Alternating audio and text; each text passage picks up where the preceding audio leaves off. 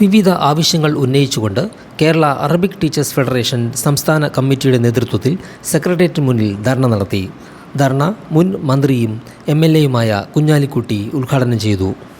ഒരു ചെലവ് ചുരുക്കൽ പോലും ഇല്ലാതെ, അതാണ് ഏറ്റവും ഗൗരവമേറിയ കാര്യം. ഒരു ചെലവ് ചുരുക്കൽ പോലും ഇല്ലാതെ ആർഭാടങ്ങൾ മുഴുവൻ മുറക്ക് നടത്തി, ഇവന്റ് മാനേജ്മെന്റുകളെ വെച്ച് പരിപാടികൾ നടത്തി, ആവശ്യമില്ലാത്ത വലിയ വലിയ ഷോകൾ നടത്തി, അതുപോലെ തന്നെ ഓരോ തരത്തിലുള്ള പ്രചരണ ആവശ്യങ്ങൾക്ക് വേണ്ടി വൻ തുക ചെലവഴിച്ചത്, അതുപോലെയൊക്കെ അനാവശ്യമായി പണം ചെലവഴിച്ച് സാധാരണക്കാരെ, അധ്യാപകരെ, ജീവനക്കാരെ ഒക്കെ ബുദ്ധിമുട്ടിച്ച് അങ്ങനെ മുന്നോട്ട് പോകാൻ ഇത് ഞങ്ങൾ അനുവദിക്കാൻ പോകുന്നില്ല.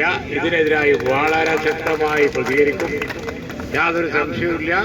ഈ നിഷ്ക്രിയത്വവും ഈ ദുർഭരണവും തുടരാൻ കേരളത്തിലെ ജനങ്ങളൊട്ട് അനുവദിക്കുകയുമില്ല. അതുകൊണ്ട് ഇടതുപക്ഷ ഭരണം ഈ കേരളത്തിൽ അവസാനിക്കും എന്നുള്ള കാര്യത്തിൽ യാതൊരു സംശയവും.